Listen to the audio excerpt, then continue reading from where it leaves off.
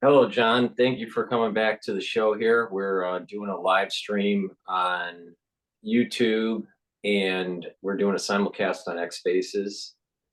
It's going to take a little while for people to get logged in here, but I'll also set up when you start talking. I'll also set up the live stream on my website. But John, thank you for coming onto the show. I want to remind the audience in the description box of this video and all my videos with John, please click the link and that will take you to his website. I'll put in the chat box the links also and remind the audience to go to his website, sign up for the periodical and the readings, and we'll discuss within the show what that exactly is, what the reading consists of. But welcome back to the show, John.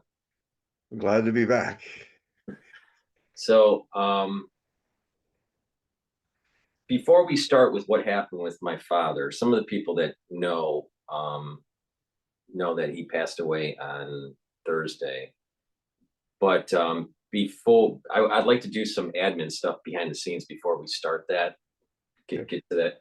So you were saying that you were doing a show with. Can you talk about doing a show with Shatner at all? Well, no, well, first, yeah, I can't really talk about it, but all I can say is, I think I can say that, yeah, we went to Boulder and shot it. Actually, I was filming on that day, in Boulder, when your father passed, and I've been on the Unexplained before, and as people might know, it's the host is William Shatner, who's I think in his mid 90s now, and he's still going strong. So everybody kind of goes, "Oh wow, what did he say? What did he do?" And I said, "Well, how it works in the Unexplained at many shows is you film the show, and all the guests are filmed, and then that's all put together, and then Bill or Leonard Nimoy. I used to do a bunch of Secrets and Mysteries in the 90s, so I also had him as my host. And but we never meet because the hosts usually come into the studio and just do their spot lines, and that's it. But it's going to be coming out. I don't know when, but I'm pretty sure it's going to be coming out either in late summer or fall. But it was a really good interview. That's pretty cool, actually. One of the things that I remember as a kid, young, was the reruns in the '70s of Star Trek.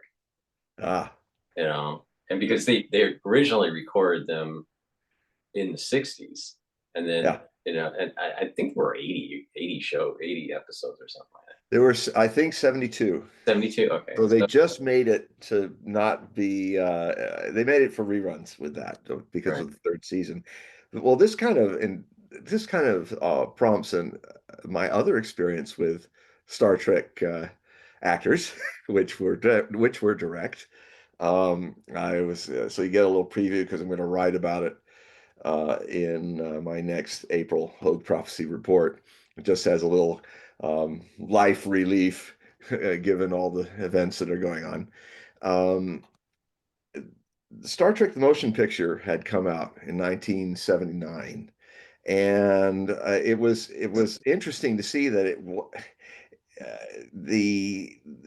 really had just freshly come out, so not a lot of people were coming to meet the stars or doing the big Comic Cons and stuff like that. So I went to Hollywood Boulevard with this little venue. There was only about 20 fans sitting with uh, Sulu Takei, Yeah. Persis Kambata, the Indian actress who played the bald Delton Ilea, Yeah. and then there was Bones McCoy, and there was also Scotty.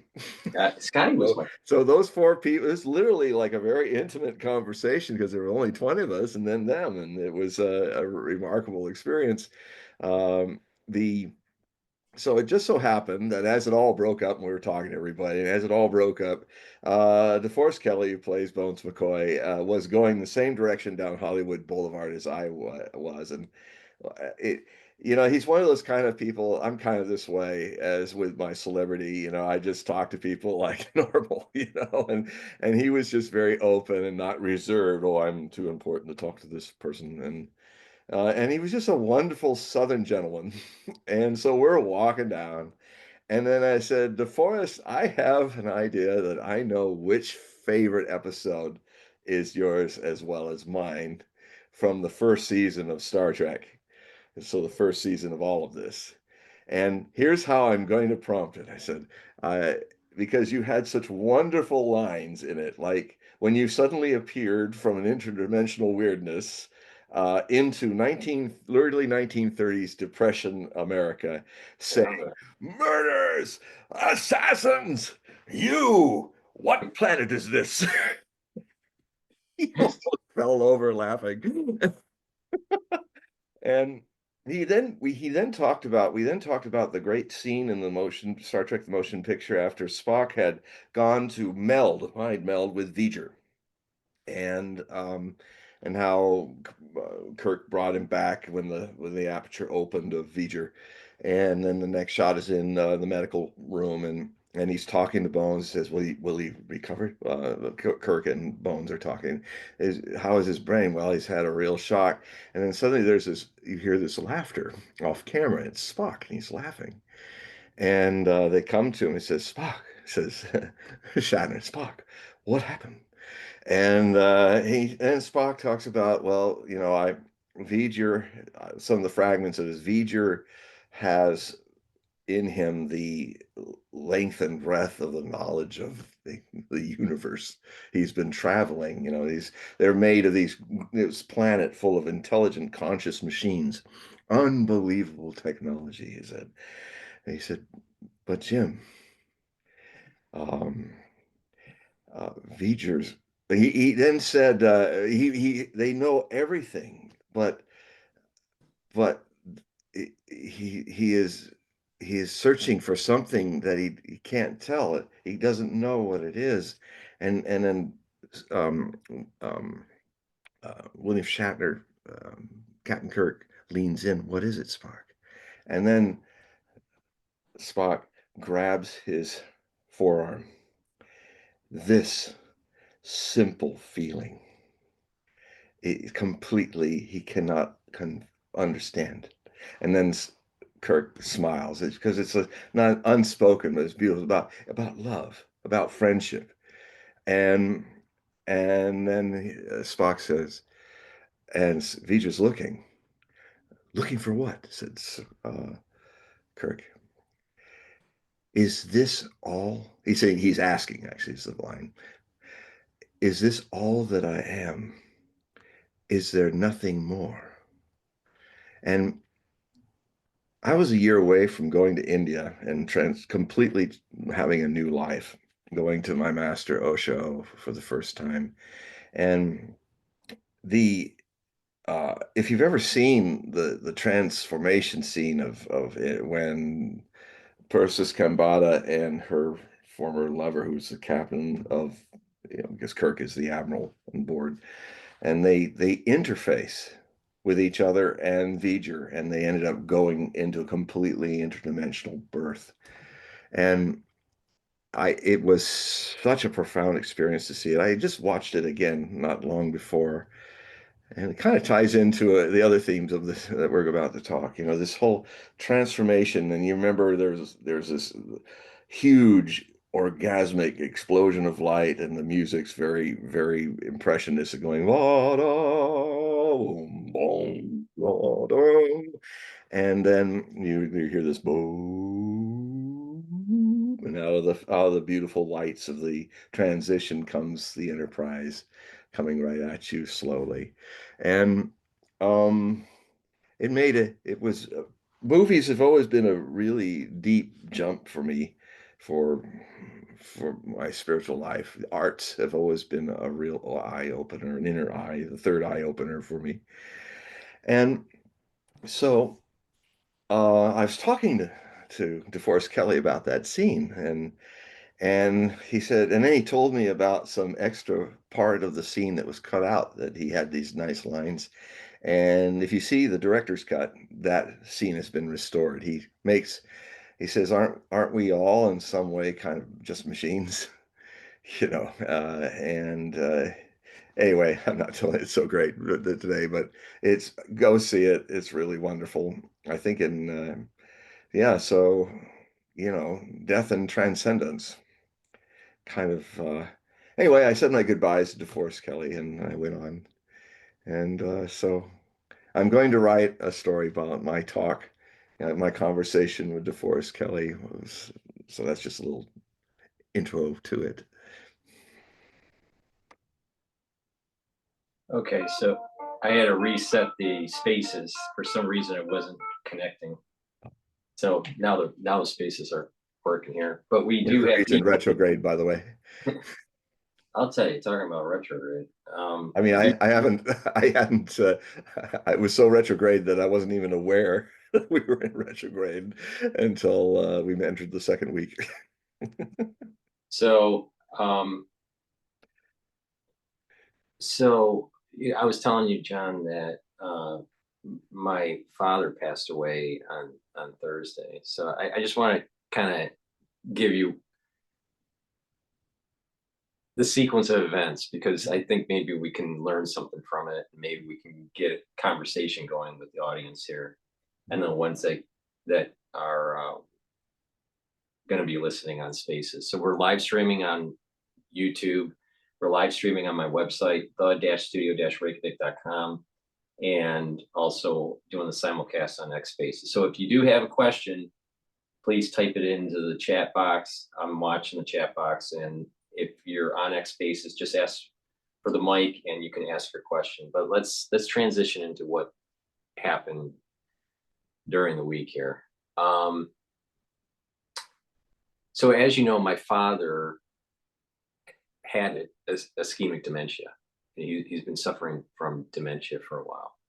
So this goes all the way back to 20. Well, let's go where we first noticed that he started having problems. It was around 2018. He used to write a lot, and it was very detailed. The emails that he would write would be paragraphs. Many people that write an email is very short, right? But he would write paragraphs, very fluent. When he called on the phone, very fluent. But around sometime in around 2018, his sentence structure was starting to be shorter.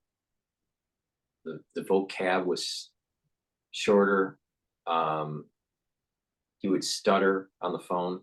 I noticed that he was having problems finding words. All right, so this is happening all pre-COVID. This is 2018.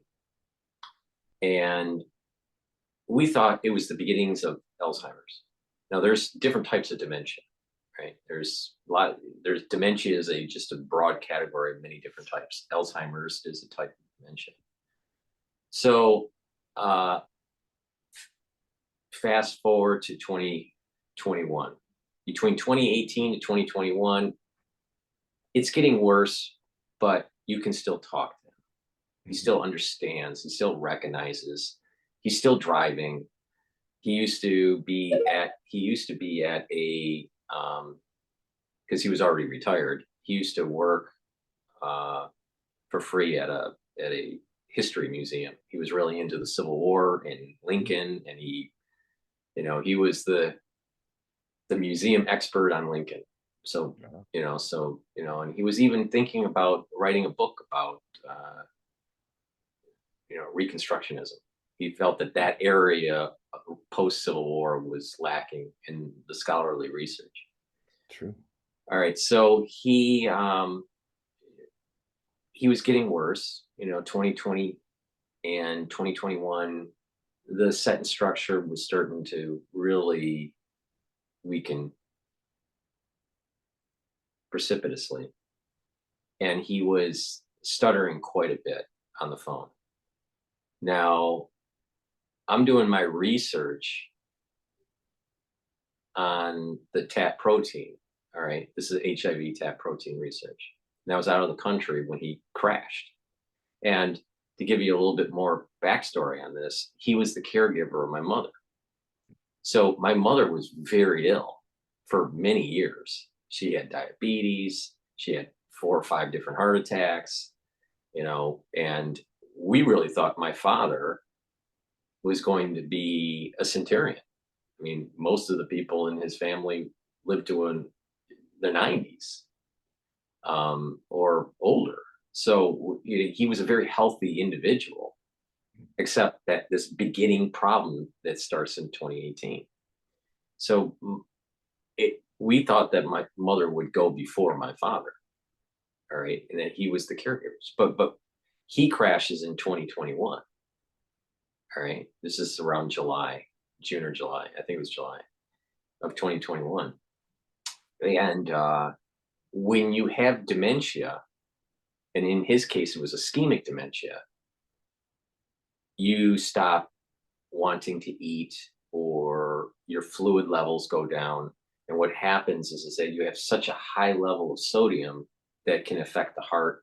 You have a very low blood volume, so the blood pressure goes down, and your kidneys start to shut down, and you can die. All right. So my brother was just happened to be visiting in the area. He showed up, and he's just not very responsive. And my mom was saying, yeah, he's sleeping a lot. And it was like, there was, so my brother decided to call the ambulance, and he was placed in this all happened in 2021. So he was in the hospital for about 13 days. They stabilized him in the ER and then transferred him to ICU. He almost died. So my brother and I had the decision, should we put a feeding tube in or not? If we didn't, he would have died within about 48 hours. So we made the decision, not knowing where his cognitive baseline was. And he recovered, at least in body, but not in mind. So he couldn't speak. At that time, we didn't know if he had a stroke, because in the early stages of this, we thought maybe he had a stroke because he wasn't speaking. But it really was, after further testing, it came out that it was ischemic dementia. So basically what that means is that there's a constriction of blood flow to the brain chronically that leads to the hippocampal death over time. And that's what we were seeing that starting to happen in 2018. So it wasn't Alzheimer's, it was ischemic dementia. But so there was this, we were at one fork in the road. This is an important point that will resurface in 2025. So we're in this fork in the road, and what to do. Should we put the feeding tube in or not? So we decided to do it. He is stabilized, and we transfer him to a nursing home. Meanwhile, he was the caregiver of my mother, and she couldn't walk. She had diabetes. She was in very poor health. So we actually had to transfer my mother at the same time, because she kept on falling. She had very weak legs and had a hard time moving around in the home. So she had to be transferred to a nursing home too. So this is all happening at the same time with my parents. So most parents don't crash at the same time, right? So my mother starts to decline rapidly in the nursing home. So she's transferred in August, and she dies in January of 2022. So, and that was during the Omicron wave that happened, large Omicron wave. She contracted SARS-CoV-2 in the nursing home, but she had such poor health. Yeah. She had COPD, she had a weak heart, and fluid built up in her lung, and then it was too stressful for her heart. She had cardiac arrest. So if we didn't do heroic measures in 2021 for my father, they would have passed within 12 months of each other, right? Less than 12 months, right? 6 months, really. And usually husband and wife, they usually go around the same time, about a year or so. especially if they're in poor health. So, so she dies in 2022 in January, and he's hanging on in the nursing home, you know, through all the way up, to 2025. Okay, so now he's declining and he doesn't recognize us. He didn't know that my mother passed away or anything. I mean, there's nothing there. I mean, he responded to music, which was strange. Mm. My brother would go and visit him and play Mozart. He seemed to Wow. respond to music, but not to anything else. And his attention span was like a dog or a little kid, very, very short attention span, food motivated, and somehow he was responding to music. Now, why that is, I'm not sure. But so I'm doing a live show in the morning, going over the news, and my brother sends a text message saying, "I'm at the hospital." He called, and and I didn't pick it up because I was on the show, and I saw this text message saying he was at the hospital. So I automatically assumed it was my brother that had like a heart attack or something because his heart is kind of weak. So, so I quickly end the show abruptly, call my brother, assuming that he's in the hospital. Well, he was in the hospital for my father because my father crashed in the nursing home. So what happened is that he's been in hospice for he was in hospice for about 3 or 4 weeks. And in hospice, what happens is that they slowly reduce their food intake and their fluid intake. And he got to the late stages of his, dementia, right? So his body started to shut down. What pushed him over the edge was in nursing homes, it's very easy, especially these dementia patients, to get pneumonia. So he had a left lower lung pneumonia, most likely from food particles. When they're eating, they're breathing in. When people don't have good brain function, you can easily get food particles down your trachea and create a pneumonia. Right? This is not uncommon in nursing homes, especially near the late stage of this. So the staff in the ER is like, "Do you want to resuscitate or not?" And my brother is very religious, and so it was okay. Use heroic measures at this point in time to figure out what's going on. So they intubate, and we thought he was going to die in the ER. So this is around 3 o'clock, 4 o'clock on Thursday p.m. And so, I'm getting ready to like fly out to Michigan, and in matter of hours he was going to die, we thought. So they stabilize him over some time, and to stabilize patients that have a very low blood volume, high sodium content, it's a hypernatremia. There's they give fluids, but slowly.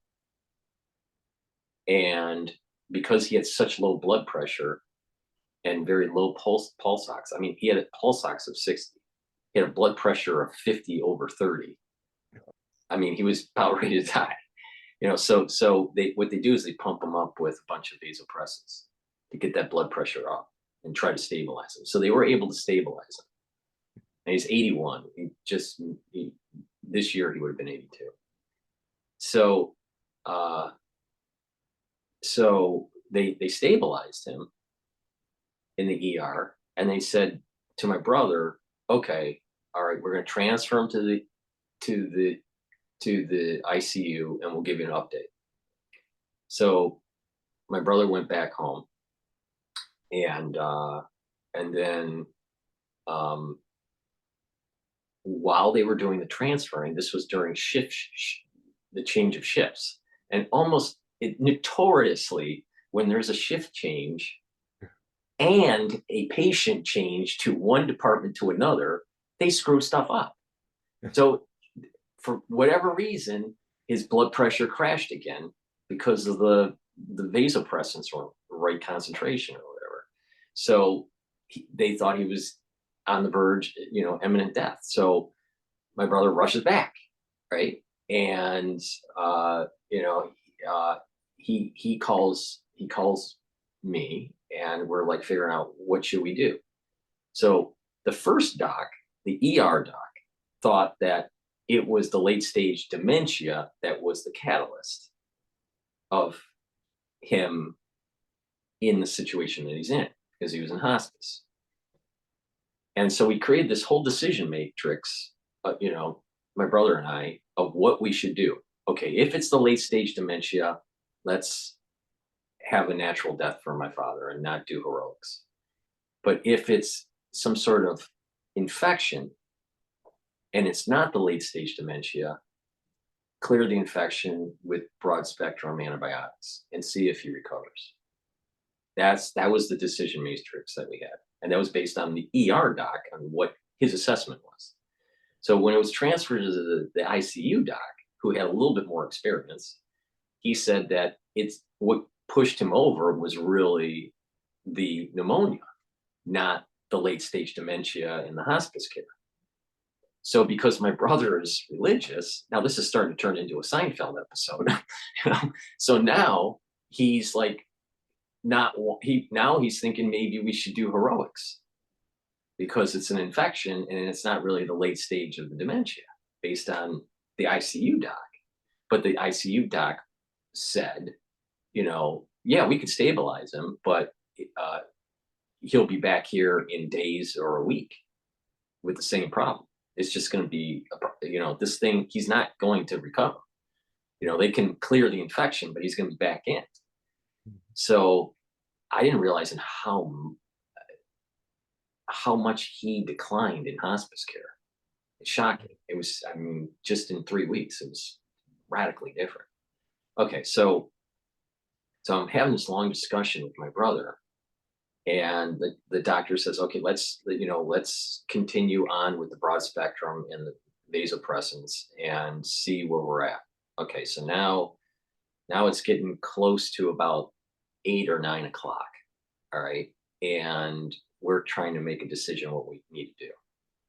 So my brother is starting to, get in a situation where he needs to call a rabbi and call, the funeral home and the cemetery and all this. And he starts to stabilize. All right. And so there's this kind of like almost just a glimmer of hope that maybe we shouldn't pull the plug yet.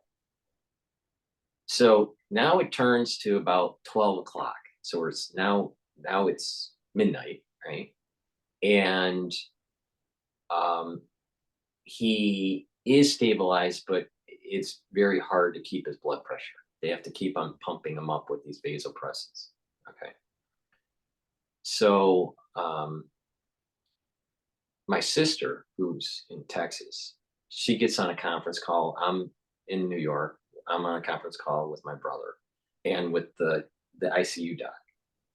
And, we're going through this whole decision matrix of, should we pull the plug? Should we not? And my brother doesn't have any medical training. I have medical training. My sister has medical training. And my sister's very pushy individual, very pushy individual. And she was like almost pimping, it was pimping the doctor. Did you do this? Did you do that? What kind of medication did da, da, da, da, da. She does transplants. All right. She's a surgical tech for transplants in Texas. So the problem for people that don't know, if you have very low blood pressure and it has been sustained for quite a while, many organ systems are going to be damaged. And this is the problem that, yeah, you can do heroics, maybe stabilize the patient. They go back into the nursing home or in hospice care, but they're coming back because they have organ damage from the low perfusion because of the the low blood pressure. So we eventually, going around our, pluses and minuses, should we stop this or not? We eventually, all three of us, make the decision that the best thing for Dad is to stop the suffering and just to stop the medication and let him drift off. So we all agree. So now this is like 12:15, 12:20. All right. And my brother's in the ICU. So he's getting ready to make the, pull the plug actually. All right. So he takes about 10, 20 minutes to get, just to get in the right state of mind. And what happens is that whoever's there, you have a bunch of staff that comes into the ICU room and with the doctor and the nurses, and the individual that's making the call, they'll ask, what do you want to do? And then my brother said, okay, we want you to stop doing the heroics, pull him off the medication and let him, drift off as peacefully as possible for him to die. So they do that, right? So what happens is in that ICU unit, usually you have all this telemetry like blood pressure, heart rate, all the screens. Well, they turn all that off. All right. And so you have these medication drips that will beep in the room. They're very eerie. We were talking about Star Trek earlier. There's these beeps. It sounds like this in the room. Beep, beep, beep, beep, beep, beep, beep, beep. And then it's silent. And then beep. It's like a random beep. All right.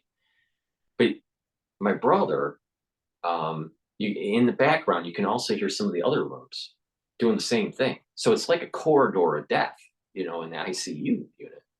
I mean, this doc's probably, you're probably seeing 3 or 4 of these a night. So, okay. So I'm talking to my brother after I got off the phone, and he's doing all this with the staff to get everything ready. So I called back at about, I don't know, 12:45 or so, 12:50. And, I said, what's going on? But there was one part that I forgot to mention. So let me go back. Every time when you like tell a story, you like miss a little piece. So when we were making the decision at 12:15 to pull the plug, we asked the doctor, how long does he have? And he said that if we pull the vasopressors, we think that he'll die in minutes to within an hour. And that was a major determining factor on what to do. All right. Okay. So keep that in mind. Okay. Now, my father has a lot of fortitude. Right. So, okay. So, all right. It's 12:45. All right. And I called Joel and I'm like going, is he gone yet? And he's going, no, they just started it. Okay. So I'm talking to my brother. I wanted to be on the phone with my brother. He's sitting in the chair next to my father thinking this is going to take until like 1 o'clock. All right. 1 o'clock passes. No change. 1:15, no change. 1:30, no change. The doctor comes in to give an update with my brother. He says, I can't believe the guy's still alive. And it's like, so, he's almost fully off of the medication, but he's still, he's asleep, but he's still alive. So I'm on the phone this whole time. It's going 2 o'clock, 2:30, 3 o'clock. I get off the phone at around 3:15, 3:20, maybe it was 3:30, probably just before 3:30. I'm getting tired, it's AM. And, we were thinking it would be kind of imminent, but he lasted until 4:57. He passes away. And so he lasted a lot longer than we expected, But I think that we made the right decision going back to that first fork in the road that we had in 2021 when we did with the feeding tube. I've always kind of reran that situation, did we do the right thing? You know, maybe we shouldn't have had the feeding tube back in 2021 and he wouldn't have had to suffer and he would have passed away in the hospital. And then, you know, because we did these heroics, you know, he suffered in the nursing home from 2021 all the way, you know, to just recently, 2025. But he held on for a long time. So it gets even crazier. All right. So that sounds like a Seinfeld episode. So, so in the Jewish tradition, you're supposed to bury the dead within a 24-hour period. All right. So he's passed away at 4:57. You have to give about a 24-hour notice to the cemetery to be able to dig the grave, and there's a union involved, and you know all this stuff.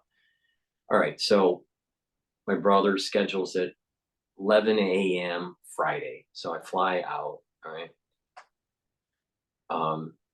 Fly that day, that night. I only had like an hour and a half of sleep. You know, I was just thinking about my dad, you know, the whole time. So I fly to Detroit and land at about 8 o'clock. So 8 a.m. I drive out to my brother's and then we go from my brother's to the cemetery. He doesn't live that far away from the cemetery. And that was the first time, John, that I went through those gates. The last time I went through those gates at the cemetery was when I buried my brother in 2010. Right. All right. And it was just kind of like just eerie. It was just so like it just, you know, when I buried my brother, it was in the summer. It was July. So it's nice and warm, and it was just you know, the trees were, you know, they had the leaves, and it just, this go around, it was cold. It was like there was a different feel to it, right? And you know, there was a kind of there's a shock, you know, seeing the headstone for my brother and seeing the headstone for my mother, and you know, and it just, there's something, there's a jarring effect to it. So uh, um so here comes the Seinfeld film episode. So my mother is buried right next to my father. All right. So the two plots. And then my brother is not in the same row. He's one row ahead of them, but in front of my mother. So my mother is like this, my father is like this, and then my brother is like over here. All right. So it's not in the same row as my parents. It's one, but it's in line with my mother. So uh so there's this cart that has it's a Ford tractor. It's an old Ford tractor with this, you know, um, bay that's in the back that can tilt with a bunch of dirt, right? So in the Jewish tradition, we fill the grave with shovel by hand. So I filled my father's grave with my brother the whole way, the whole thing. Wow. So I'm a little sore from that. But the thing is the tractor, they put boards down and they dump dirt, and then you shovel the dirt into the grave. Literally, the tractor was on my mother's grave with the dirt. It was so weird. It's as if she was part of the burial with my father. Yeah. So we're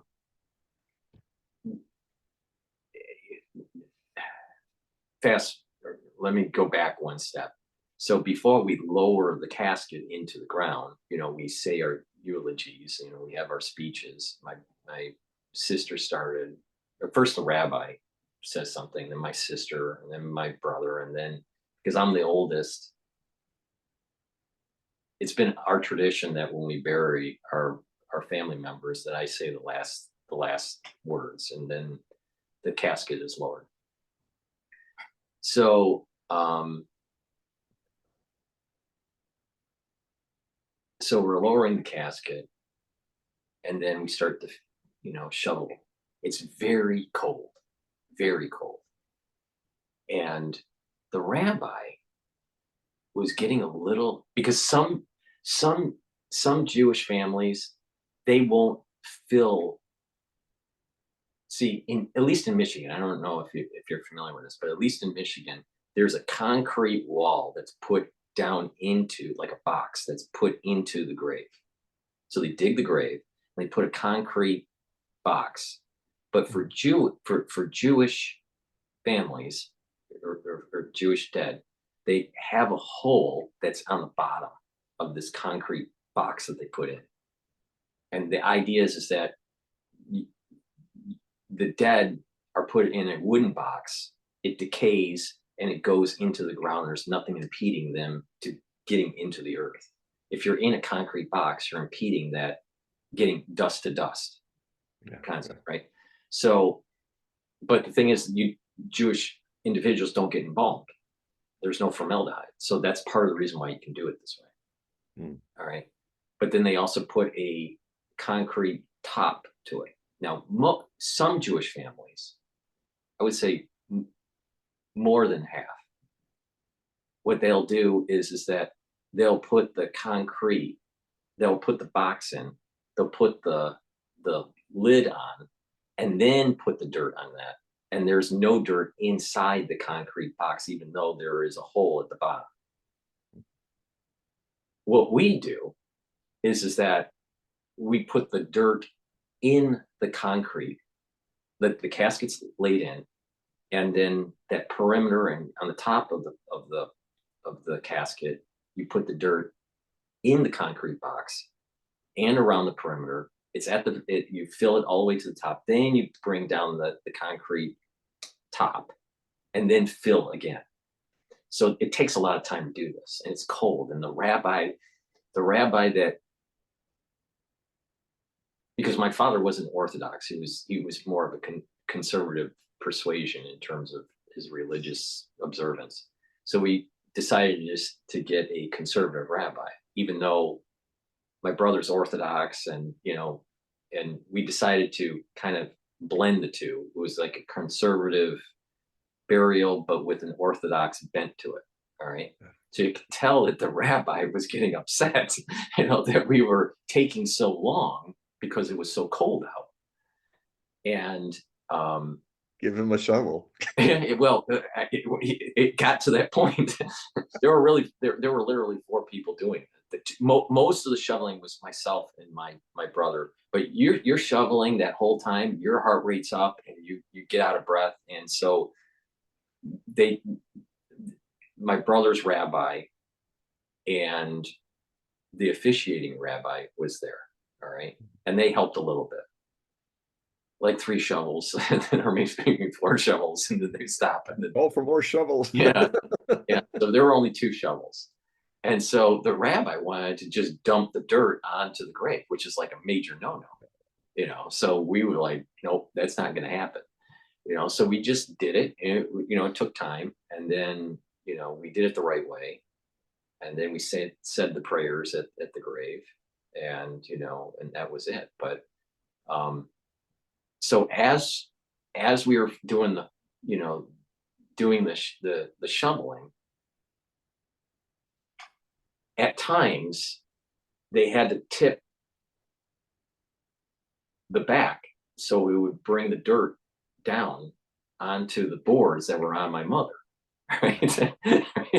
So as the tractor was moving backward, it moved the plywood over the grave, over my father's grave. So it was overhanging. So we had some problem being able to get the dirt under the overhang. So they had to pull back out. Eventually we get the dirt off. We put as much as we could in. The Ford tractor moves forward, and then we lift the board up, and we're finishing up filling the grave, right? And so my sister goes, Paul, you're stepping on your mother. because I had to step on my mother to get to the dirt to be able to, I know I'm stepping on my mother, but it's just so, it was kind of comical in a way, you know, right, right. I just, so, but that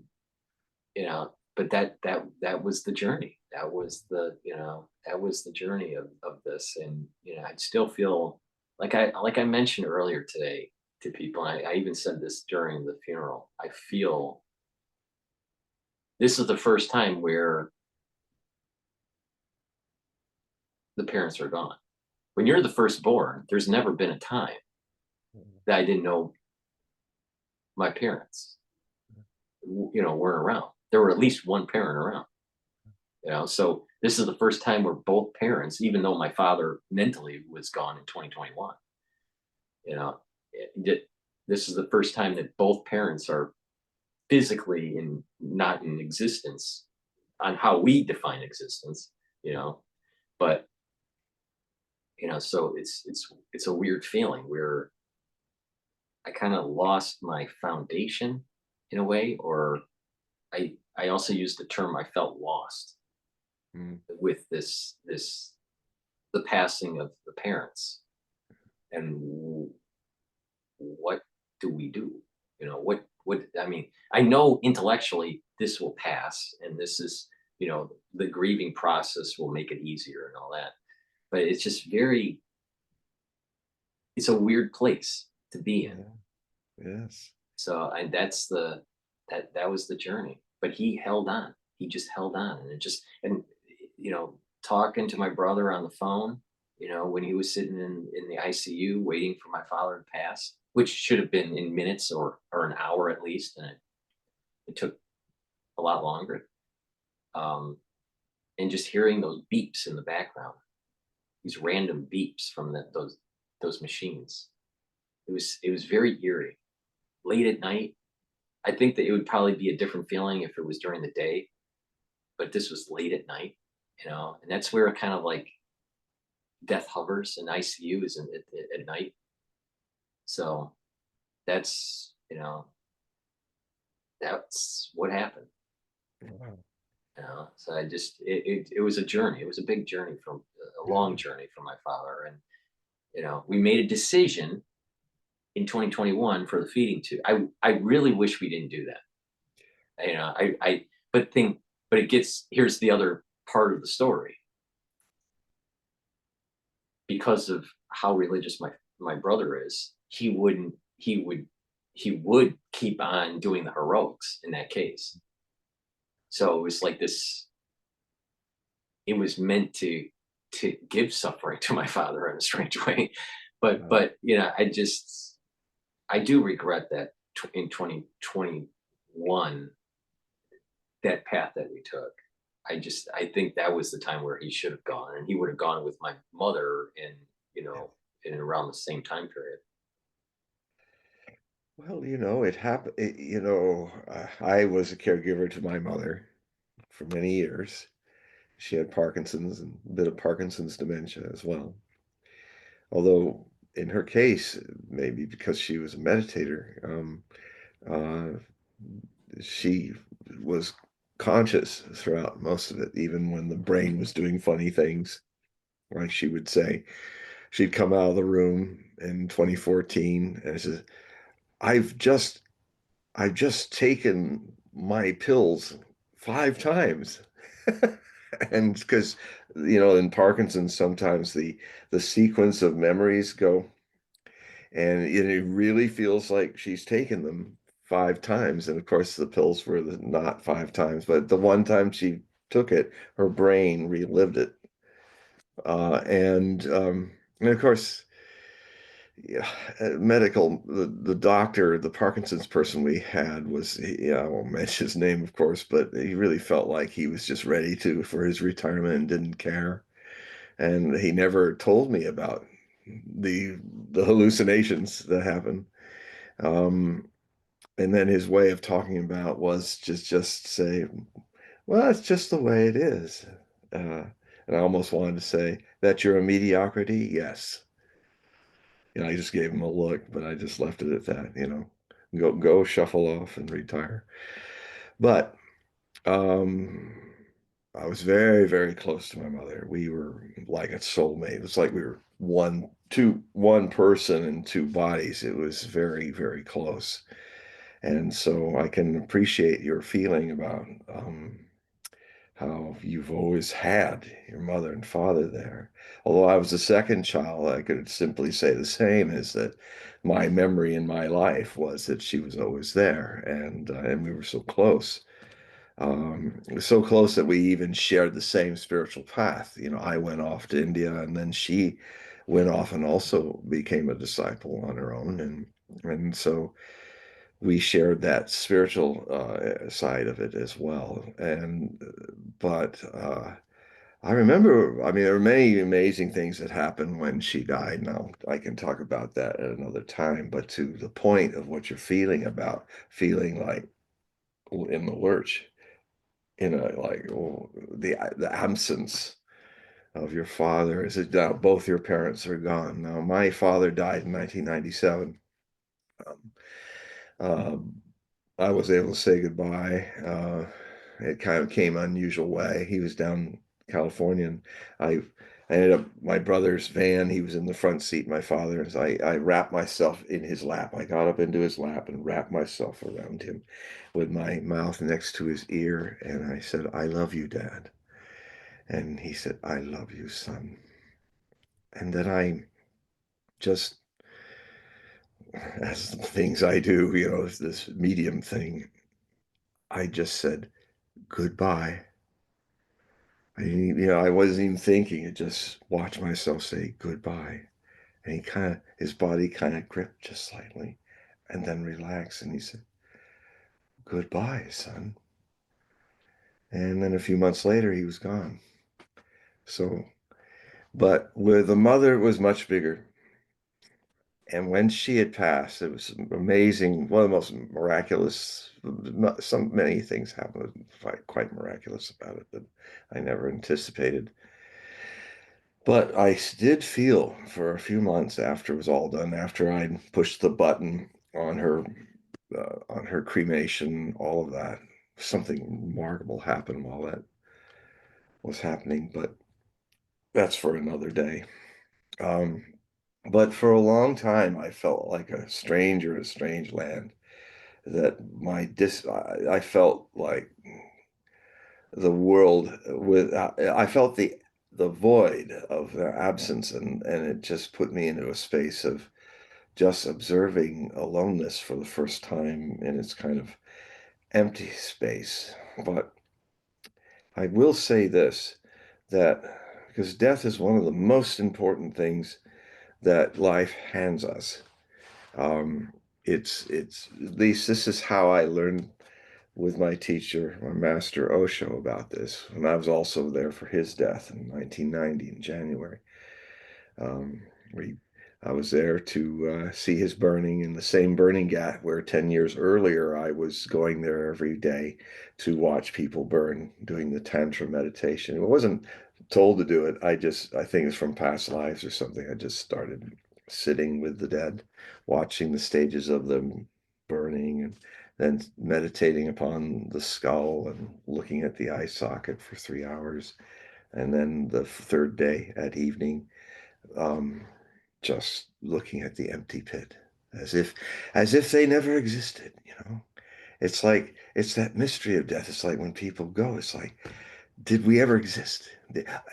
Is this going to happen to me as well? Is it just go? And of course, the other issues that come up is because who knows, maybe I also will go demented sometime, and all I can think of is that uh, maybe there's something that will be witnessing it. And that's going to be the experiment, the exploration. When the mind starts going, maybe I've gone deep enough into meditation that the meditation, it seems incapable of anything of the phenomenal world to harm it or touch it. But we'll see. Um, I mean, and so yeah, well, of course, it's the mystery when dementia happens. What is somebody really suffering? That's the other question. We haven't. It would be interesting if we could somehow discover if the person is in there, because I'll tell you a story about somebody on the Oregon Commune Ranch. There was a mother who was one of the disciples, and she was also a disciple. Her name was Joyce, and something happened to Joyce, and she just we all thought that she had some kind of stroke and just was kind of out of it. So she could still walk and eat and do, but she needed somebody to assist her and all. And I noticed around the commune, everybody was just kind of looking at like what people would laugh at somebody. And Joyce during discourses when Osho was just we'd come in just maybe 10 people at a time when he just started discoursing again in 1984. I mean, eventually it was a whole thousands of people, but and some people had told me that Joyce was always there. Osho wanted her to be there every discourse, and that it would happen sometimes that Joyce would just fall off her chair and you hear a thump. She'd be okay, but and then some people were joking about it, but the general feeling was that people thought, well, she's just gaga. But I had this unexpected experience, where she looked at me and I looked at her, and then I realized she was in there, totally in there. And she couldn't speak or communicate, but she knew that I knew. And, it was just that, my God, Joyce got enlightened and it busted her brain. But she blew a gasket when she got enlightened. There was an enlightened being in that body. And so it was it was quite an epiphany to see it, because it just was there. I went, my God, Joyce is there. She just can't come out and talk or anything like that. And that's why she's kind of looking around at everybody like this. And then what happened years after the ranch folded and the commune was destroyed by the U.S. government? The I heard from her from her daughter, who well, anyway, she said that she was in a home in Britain. She was English, and then one day she got up out of the bed and spoke. Hadn't spoken for years. Says, I want to go home and sleep in my bed now. And they went, summoned her daughter and everything, and okay, they took her home. And she got into the bed and smiled and folded her arms and left her body. So it's hard to know um, what if to what extent it's time to let go and time to pull the plug. Uh, when we were in that decision matrix, John, maybe you know this already, but in Judaism, typically there are three times of prayer: morning, afternoon, evening. But then there is a midnight prayer that is actually goes all the way back to like King David or something like that. And so it was almost as if, and I was telling this to my brother the next day, or that later that morning, I should say. It was the same morning, but it was just later in that morning. But um, it was as if there was like three angels, all right, during the midnight prayer. And we're talking to the executor, which is the doctor, all right? And the three angels, myself, my brother, and my sister, and we're all debating about should he live another day or not. And we're going through this decision matrix. Should he suffer? Should he not? Is it, is it late stage dementia? Should we try to fight the pneumonia with, and so there was, big discussion about this. It wasn't like a fight or anything. It was just like, what's the best thing for dad? and 2/3 of the angels have medical, background. So, it's a little hairy there. But the thing is that um, I felt as though there was like kind of a meditation or a prayer, or through this discussion, there's this is what happens in is what happens in heaven, or whatever word you want to use, when certain thing when there's an execute when there's an when there's an execution, or an of an edict to happen. There are angels, or there are a group of individuals, spiritual entities, that are debating, and they're debating about the if one path should happen or another path should happen. That was the feeling that I had with this Mm. whole midnight discussion that's going on about, should we pull the plug on my father or not. And the executor is then, the staff, the doctor and the nurses, doing pulling pulling the medication, the vasopressors on my dad. So, but yeah, it was really a weird.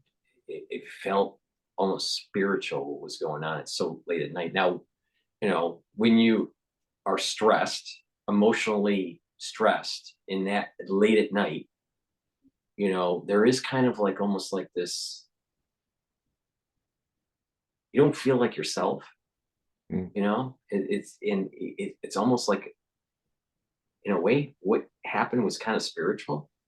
Mm. In a way, you're tired, so that kind of brings down your consciousness a little bit. It open or maybe opens it up. Let's say that, it Yeah. opens it up. But there's this debate that's going on with the kids, Yeah. to let the father go or not. And it's such a late hour, that midnight hour. It's just very eerie. you know. It is. It's also And in it was through this conference call, through the iPhone. It was this, the FaceTime audio. And so it's through airways. It was through it was through space, and there was this communication from three different areas of the country: Michigan, New York, and Texas. mm, Right? It's just a very, I don't know. I felt that there was a spiritual element with that whole making this decision in that midnight hour. death is an opportunity. Death is the climax to life. Death, when I wanted to kill myself in 1981 after coming back from India, the new minted Swami, and I realized I really couldn't fit in the world. And I think I talked about this earlier about how um, when I decided I was going to walk off the cliff, I stopped because because I was really going to do it, the situation had come. I had this experience of death and life meeting in such an incredibly intimate way that it was like the coitus of life and death, to use a tantric term. And it was so mysterious,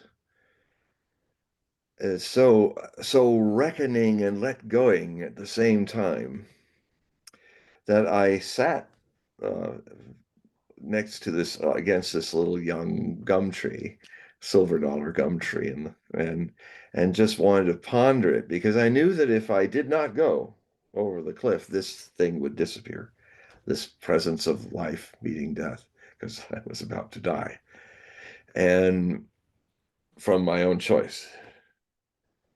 And so I sat there, and then what happened was there was this electric shock that came from the roots after a few minutes and threw me forward into the crabgrass. And then I cried myself dry, literally cried myself dry, gullo. And then I heard this, and it was I looked over my shoulder, and there was the little silver dollar tree going. Tss. and the sky was full of incredible cirrus clouds dancing silently, guided by the music of silence. And over across the Santa Catalina Strait to San Pedro, California, I saw Santa Catalina Island trying on a new dress of mists. And the whole thing was that the unlovingness that I felt of being back in the world was gone, and what I was missing was how incredibly existence loves all of us. The divine loves all of us. The divine has created each of us equally unique. Never will come again, this uniqueness. And that's also what we face in life. Maybe we don't have words for it, but it's like never again will such expressions of the eternity come again in those forms. But the eternity that sparks in me sparks in you, sparks in everyone. The source of the divine is undying. It's never been born. Therefore, it never will die. And that divine, call it God, call it source, call it Yahweh, call it Brahma. These are just the names that are part of our transitory appearance, this great creation that existence is the divine's great play.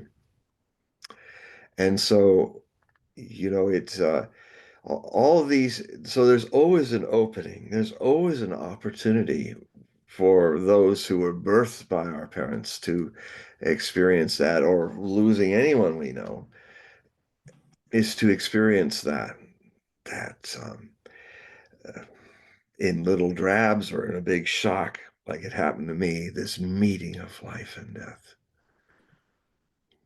But when I was burying my brother, so back in 2010, that felt like a bomb, like a nuclear bomb went off. I mean, I the grief and the suddenness of it, of a younger brother dying from a heart attack. Mm. Now, that was like one side of the spectrum. Sudden and just pure shock, right? Now with my mother, she was in ill health. She was in the nursing home. I think she was transferred in August. And then, she dies in January, right? So, it was relatively fast compared to what happened with my father. And it was expected because of her ill health. What was shocking about it is that what kicked her, her nickname was within the family members was Darth Vader, because she had the COPD and she, she couldn't breathe very well, and she, we always, and she just wouldn't die. I mean, she had this COPD thing going all the way back to like 2000. All right. So she had COPD for quite a while. So Uh-huh. she literally was like Darth Vader. You just couldn't kill her. So, Luke. so I just like, so she's just like, but we knew because of her ill health and the rapid decline that she had in the nursing home, that she was going to die probably within 4 months if she didn't contract COVID. Right. But it was still shocking. And the part that was shocking about it is, one, it's a parent that dies, Mm. but not just that, how horrific the death was because of the COVID problem with it. So it was just ghastly, but just, I still have Mhm. like nightmares of what it looked like. Right. All right. So, and because of that, I kind of just want to be in a peaceful kind of environment. I don't want to see death. I don't want to see people sick. I just want to be in a peaceful environment. I know that sounds like running away from something, but I just don't want to see death anymore. All right. So she's like in the middle where you kind of expect it, but it's still kind of bad. Right.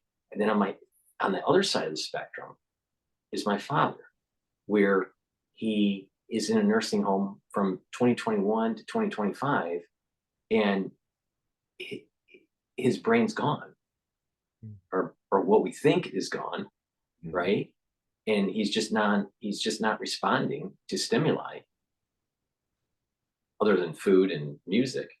But he he drifted away because the way the medication is near the end, they put them to sleep basically, and you're basically, what happens is your heart gives out because of the lack of blood pressure.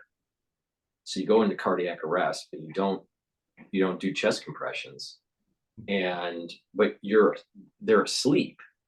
So they're literally snoring themselves. Literally, he snored himself to death.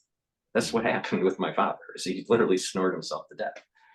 But so it wasn't fast, like my right, and it was expected because we pulled the plug, right. So it was kind of it was like a drift away, a slow drift away. Now it was a lot longer of a drift than we expected. We thought it was going to be minutes to an hour, not 4 hours long or whatever. But the thing is that you had these three different types. I Mhm. would say the most shocking, the most like catastrophic was what happened with my brother. With my father, it was a different feeling. A lot. All three of these were like they had this little different component to it. It's on a spectrum of like how death happens. So I yeah, I am being overcome with a question, and I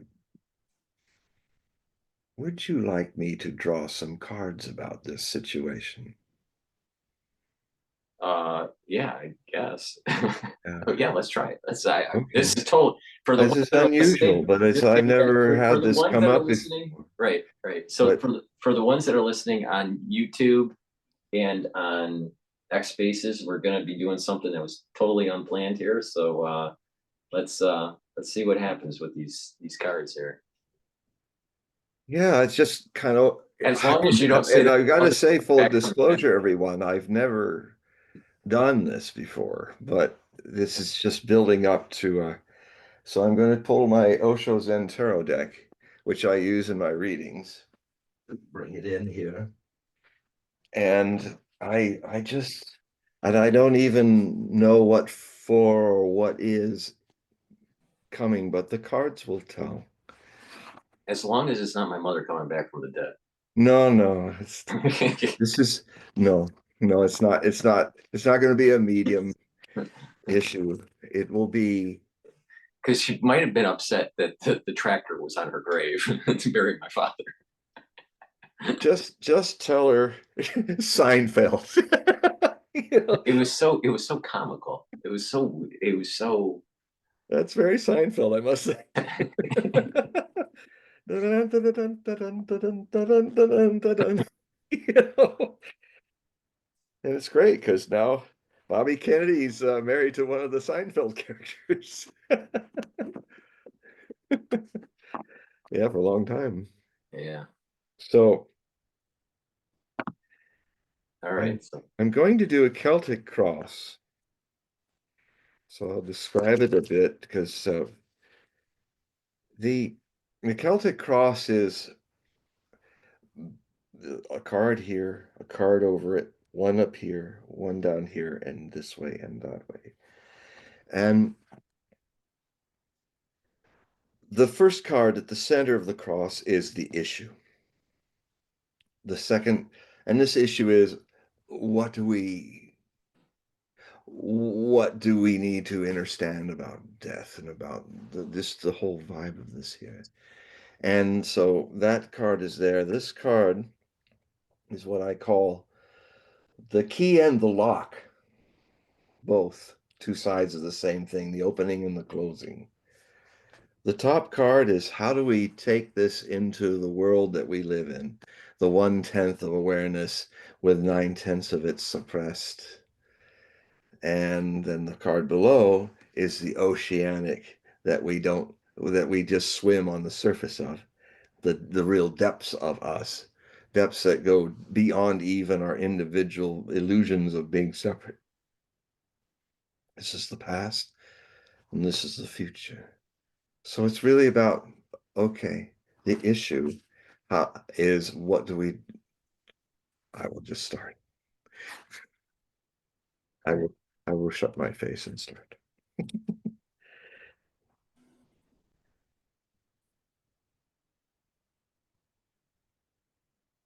The issue is ordinariness. It is ordinarily as much as we live that we die. And this is like this farmer in nature, kind of in the British countryside. And the thing is that, oh, there's a card behind it. This, this is interesting. There's ordinariness. And then there is the source. I was talking about the source. It is ordinarily that we are always the source, living or dying. So let's move to what does that mean? More illumination from the world of the 1/10th consciousness, the horizontal world, the world where we are trying to get here from there. We're trying to not do bad and be good. We're constantly this, that. But the consciousness is like watching these cards. It's seeing this and that happening, but it's neither this nor that. The question then is existence. It's interesting. We're coming up with ordinariness, the source, existence. So here's a person naked in a little, like a fairy, floating in the vastness of the sky, the universe, with no boundaries of windows or horizons in the way. Wherever she looks, it is the same infinite existence, and it shows us signs, the comet, signs of the oceanic.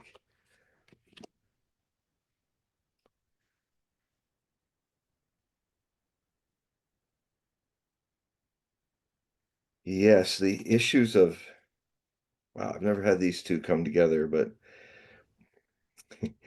the life, where are my glasses in this? Life, the two cards that came up is the burden and stress. So these two. The Now, burden and stress. stress, yeah, yeah.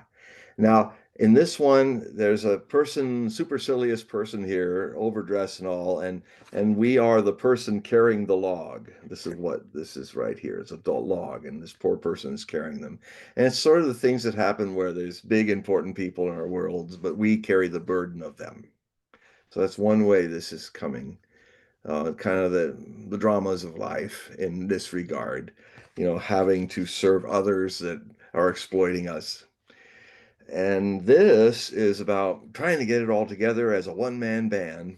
And this guy's a one-man band. He's got everything, all the symbols and everything going. But this carnival actor has a wise old monkey who is just seeing the inevitable happening and is merely standing there with the needle, knowing full well that in the next instant, the needle is going to pop the balloon and the crash happens.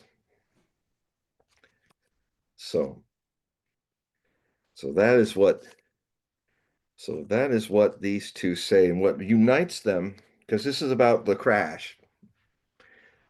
It has something to do with about the crash that happens at death.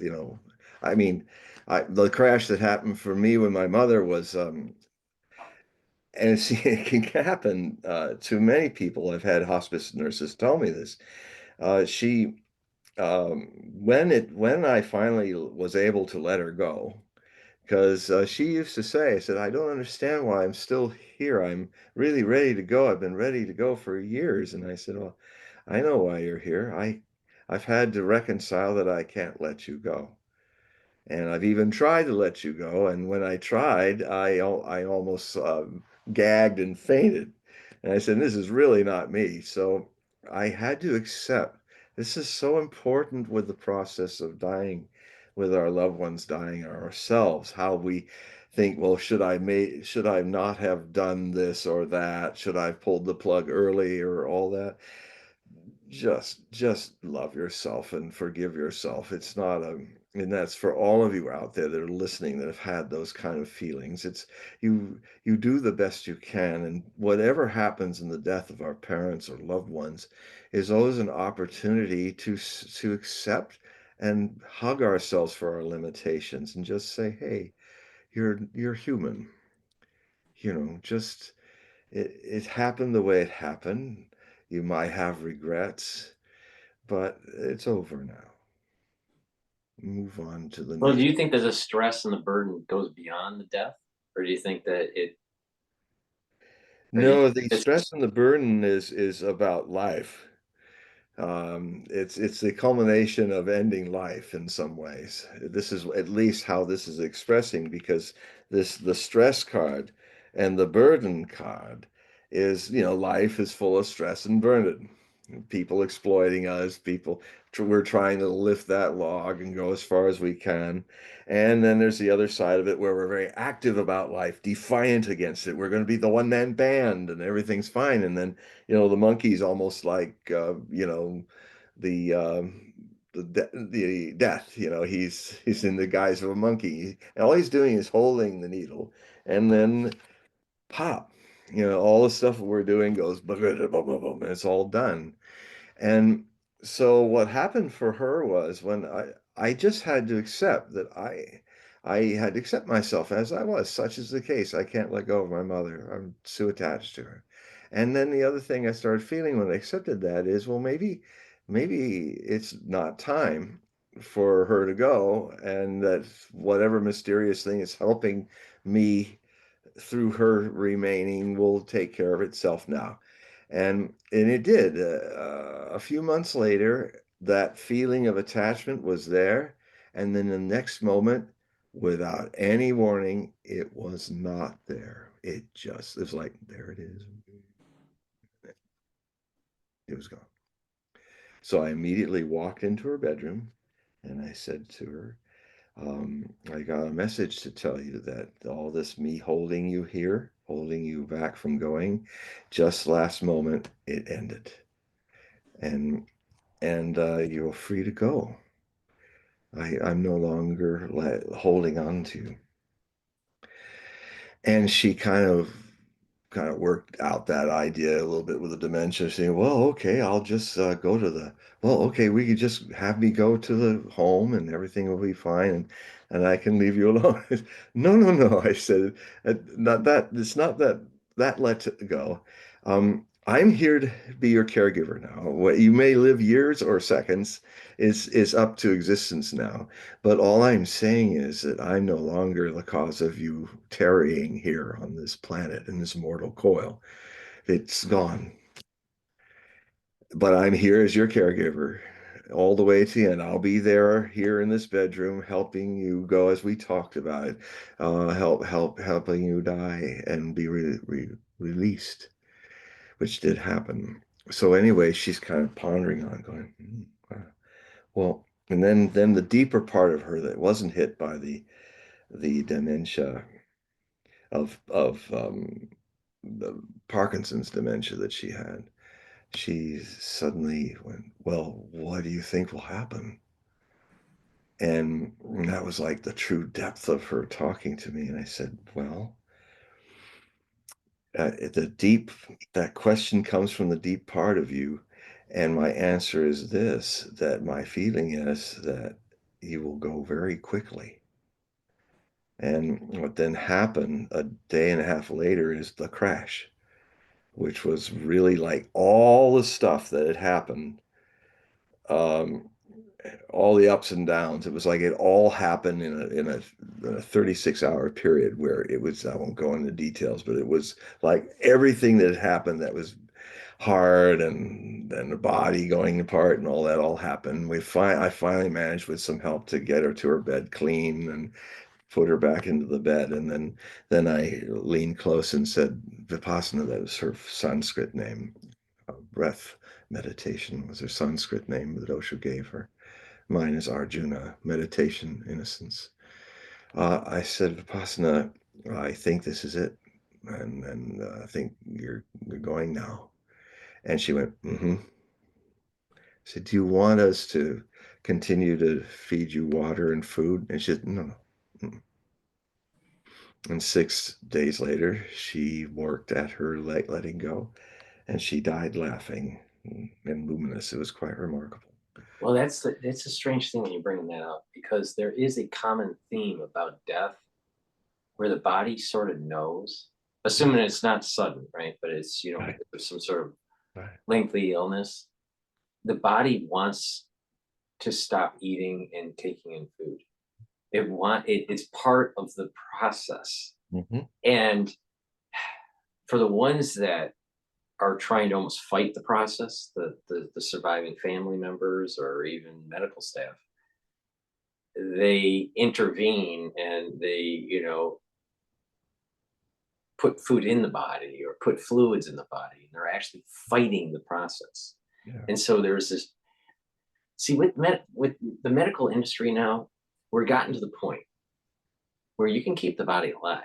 There's not dignity to it, but you can keep the body alive for a long time. Yeah. um 100 years ago you couldn't do that. No. But the thing is it really a dignified life, or even a dignified death? And that was where we were getting to with my father. It was like we've taken it to the extreme and we can't go any further with this. I mean, what I'm about to say about it is we're all learning. We learn through our mistakes, and mistakes are not really mistakes. They're just, this happened, maybe this could have happened. And the most important thing to understand is the path of being a human being is to think you've made mistakes and have made mistakes and all, but in the bigger picture of this all, it doesn't matter. I mean whether he should have left then or not. We do what's handed to us in our world as we understand things. People did different things in the past. People will do different things in the future.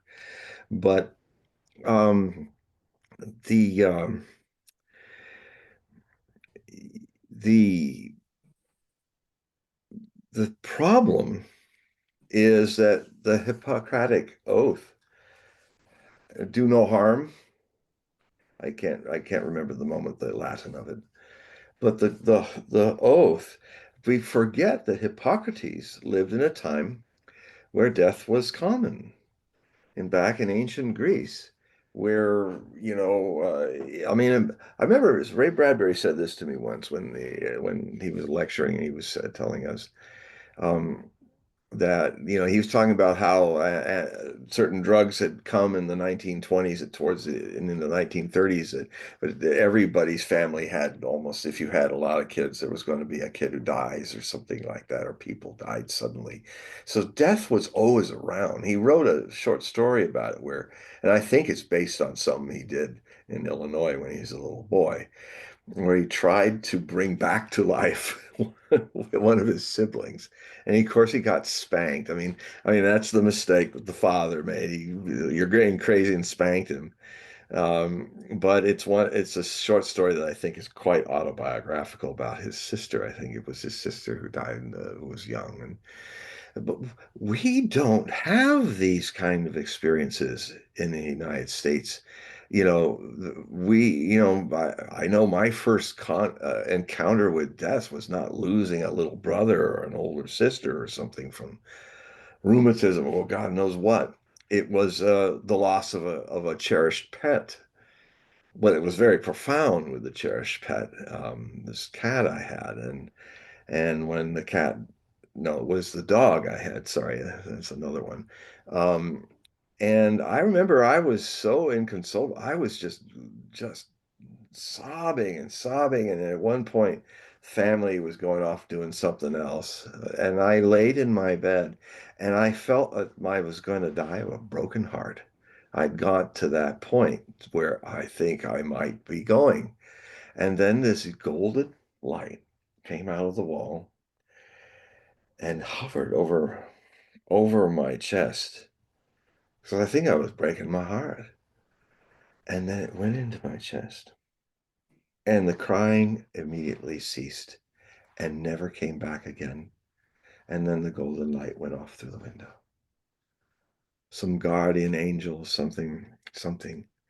Because I was really crying, they would have found me dead. So it doesn't, it can be a cat, it could be, but it can trick you if it's some human, if it's a cat. But we were always around death so much more than we are in our modern times. So it has its own unique challenges. Now, in the middle of that, my hands were moving and pulling cards. And if we look at these two things about, because this is a reading for all of us that I'm doing here. It's collective. It's about death. It's about what do we do with it? And there's a part at the active part of our trying to make things all happen, and then it's going to go pop. And there's the whole burden of carrying the life and the world and the expectations of others that are often supercilious. What then harmonizes these two cards is innocence. Here is Lao Tzu, the great Taoist master. He's lived quite a life. He has come full circle to, we are meant to lose childhood so that we can recover it with awareness. The child is turned into the ego, but then it's never lost. It's our very nature that some of us return full circle in life to our awakening, to the gift of mystery and beauty that we came in life and brought into this world, which is then embraced by others who did exactly the same. But in their embracing, they are trying with all good intention. You can't live in this beautiful, innocent person. You cannot live like this here. You're going to have to learn this. You're going to have to learn how to competition. You're going to have to learn how to shine it on with certain people. You have to learn all these things because you won't make it. And so it happens often that using the metaphor here, our parents, politicians, priests, and pedagogues who have now succumbed to the ego coding that they use to survive this innocence that's now suppressed, says, we've got this great game. And if you play it, my son or my daughter, we will love you and we'll take care of you. But you have to play this game and win it. Oh, what's that game? The game is pretend that you're not a divine spark. Okay, I'll do it. And children, innocent, they they are total in the way they play a game. So the divine spark. So he pretended not to be the divine spark, and he succeeded in the game. He forgot about the divine spark, and then he forgot it was a game. So really, the what I consider the second birth that Christ was talking about is when the enlightenment that we came with, that then was suppressed by ego and things, that we rediscover. If we rediscover it, you've not lost it. It is your very nature. And because it's your very nature, and because it's permeating everything, it is ordinary. It is the most ordinary thing. And that's why seeking God, seeking truth, all of these things that people do, becoming a Buddha, an awakened one, Well, to the Buddhists, you cannot become a Buddha. You are a Buddha. The question is, why are you pretending not to be a Buddha? Who started you on that path of pretending not to be a Buddha? And and then if you go deep into witnessing how the pretenses habits started, what is witnessing it but the Buddha? How, you can only imagine that you've suppressed the spark of divine God light, but it's not possible to lose it because it is so ordinary. Look, I mean, God's presence is in everything in the world. The trees, the sky, and because it's so ubiquitous, and because you can't find it, because it's everywhere, it's all over the place, it's inside you, it's eternal, it's missed, completely missed, because the goal-oriented life, the life that does the one-man band, the life that complies to the surrender of being a beast of burden, all these things are tend to make us misplace our center, forget our center, and it even will start you trying to think, I've got to become a Buddha. I've got to become a spark of God.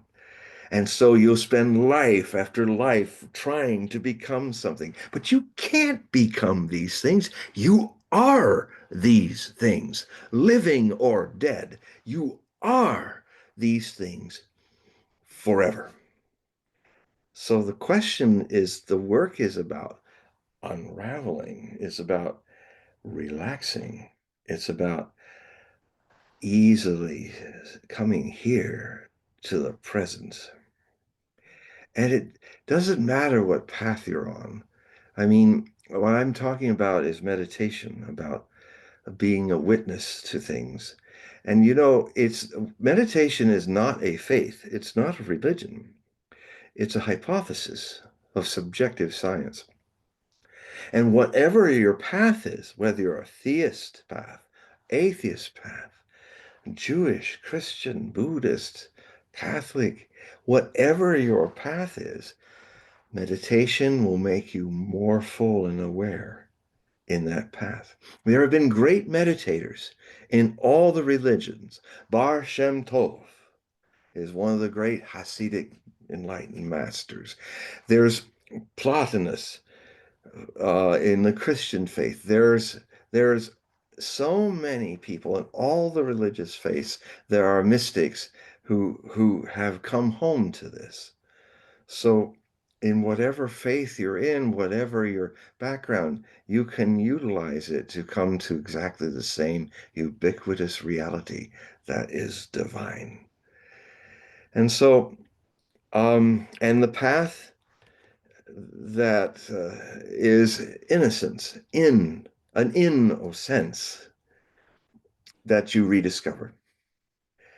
And see what Lao Tzu created the Tao Te Ching, which is the water course way. And what that means is his was about non-doing as the work. Water has this goal to come out of the mountaintops, and its whole nature is to go to disappear into the oceanic. Now, a lot of things confront it. There's barriers, but the water doesn't fight the barriers. The water just waters. And as it builds and builds, it's not seeking a weak point in the barrier, but the weak point is found and the water flows through and continues its journey to the ocean. So there is a certain workless work that is required. And it's there in all religions, even in the case of Francis of Assisi, he's raking the field with a fellow monk, and the fellow monk uh, stopped raking and kind of held his rake on the post of his rake. He said, "Francis, what would you do if you knew that the world would end in a half an hour?" Francis just kept raking, raking, and then he looked up and stopped and said, "I would just keep going on raking."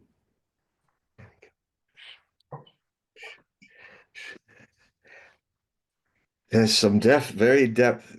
The message is in every religion. The message is there in every religion. Whatever your desire or need of religion to go, the same message is there. And it is about finding that which never is born and never, therefore never dies. It's about something that doesn't even exist, because even that is an impediment to, if you must exist, then you must also someday not exist. But what if if consciousness, the eternal spark, is beyond even that? So what does the past? So innocence is the innocence is the source of this deathlessness. And these two extremes, one's more yang, this guy, the monkey, and the other's more yin, with the burden. So what is this, how, with this stuff I'm talking about death, what does it do to our attention to the past? What then is illuminated in the past that we could bring as a lesson into this Celtic cross? Now, this is very strange. This card moved around. It's the card that started this, the past, ordinariness. That's never happened before. Remember, it's just ordinariness. It's just be here now, or be here now, or be here now. Same words, different thing. Be here now. Draw all of your energy and intelligence and love, all your fears and everything, like bring it to now and watch it. So now the future then, oh wow, the future for all of us. Remember, miracles happen. Life can even sprout from a dead rock. Courage. Have courage. Life is miraculous. Even if you feel yourself to be deader than dead rock, you are not. I want to hear something really weird. So when my sister and I were debating about pulling the plug on my father, this is during this midnight discussion, right? And the doctor was talking about the perfusion issue with the low blood pressure. And because my sister is in transplants, so she knows all about, the importance of perfusion of organ systems. So she's having this argument with the doctor. And she goes, well, I've only seen two miracles happen where the perfusion was so low and there wasn't organ failure. And I remember being on this call, this FaceTime audio call, and I said to my sister, "I've seen more than two miracles in my life." And I said it kind of like a joke, but I was serious too at the same time. She was just so bombastic with the doctor. I've only seen two miracles in my life. And it's like, and I just automatic, it was just knee jerk reaction. Said to my sister that, I've seen more than two miracles in my life. And it's honest, you live long enough, you see these strange things that happen that you could put it in the category of miracle. So it's interesting you brought up miracle and courage. Another thing that I thought was a main theme to my eulogy for my father was fortitude. That his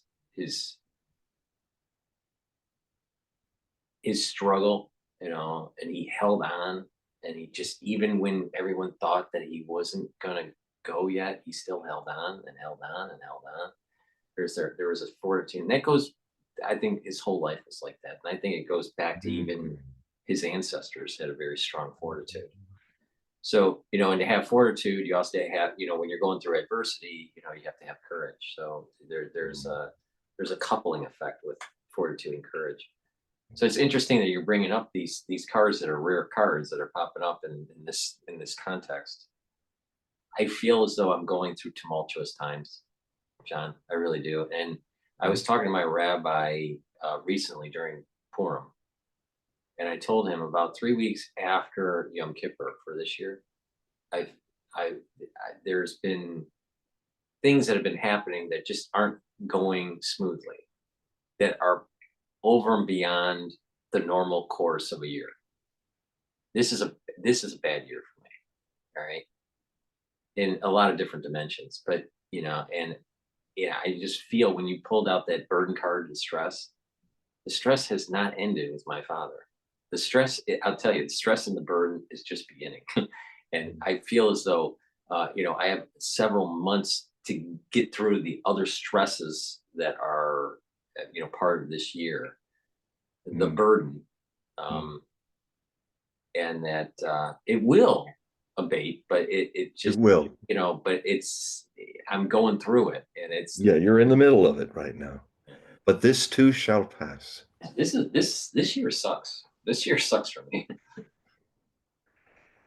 Probably in your astrology, you're probably having some kind of a major return, or maybe a square of your Pluto by Pluto, or I don't know.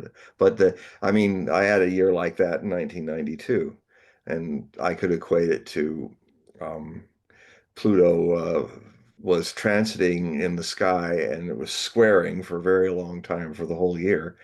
My natal Pluto, which is death and trans, death and resurrection kind of issues. And I almost didn't make it through that year. Um, and I was in prison because my first publisher had, who's since passed, so I talk about it. I won't mention his name, but he got me through the door with my initial best-selling book, Nostradamus and the Millennium, but he embezzled my royalties. And And so my agent and I were fighting a long time to get the royalties back. But what he was doing was he was producing books that looked like the first book that I had written. And they looked so much like it that I was getting letters from people saying, "Why is your first book so great and this new book is terrible?" And I went, "What do you mean?" And then I realized, I mean, don't you read the author's name? It's not my name, and I didn't write this. And so what my agent once said to the person that was his go-between from the other side he says, you've really got this guy, John Hogue, coming and going. You've got this whole publishing house that's publishing books, Nostradamus books, and basically trying to crowd the market with them. And basically, he's got a whole publishing house that's working to destroy his career as a writer. So talk about injustice things. And then what also happened was that these people decided that I got a letter from them where they all signed it, everybody. And these were all disciples of Osho, and they all signed it. And they basically said the argument was by the publisher, it was also Sannyasin, is that we need this money, your royalty money, more than you do. What? I mean, it, and it's often happened in my life when some really terrible outrage has happened that it's so beyond the pale that you might want to just jump off a cliff or something like that. I mean, this happened in Pune. I was in this amazing group where I had these huge breakthroughs, but I was very soft and vulnerable. And then I sang Bonsoir by Debussy to the people at the end, and some people said, "Hey, there's a French night tonight. You ought to go to the French night for all the sannyasins. Every national identity would have a night where they could get up on stage and be silly and all. And it was very Rabelais-esque, Rabelais kind of a thing. And so I walked in there and I learned a good lesson that just to be trusting is not enough. You have to be watchful. That if I had known what I was doing, I was walking into a lion den, but I was saying, well, I'm so open, I'm so soft now from this thing that happened to me. real life-changing. So I got up on the stage and I started singing Bonsoir, et lorsque sous les couchants, les rivières sont roses, encore Dieu des frissons que c'est le champ de blé. And they were all like, all of them, most of them drunk, and they're all like, nah, no, sing the that, And it was a good karmic moment because I had been a opera singer professionally and all, and I really bombed. I have never bombed. I bombed. And what happened was there was a later really good friend. She didn't even remember what she did because what she was doing for her stage fright, she was drinking an entire bottle of scotch, and she was playing the character of the concierge. And if it's like when you put the hook in the gong show and pull the person off, well, she would brush with her broom your feet and brush you off the stage. But she'd had too much too much alcohol. And what she did, she took one look at me and took the broom and rammed it right into my private parts on stage to where I doubled over, and I managed somehow, and everybody's cheering. It was like all these drunk people, they were all like cheering, thought it was wonderful. And I staggered into the room, the green room behind the stage, and collapsed. And I'm lying there collapsed.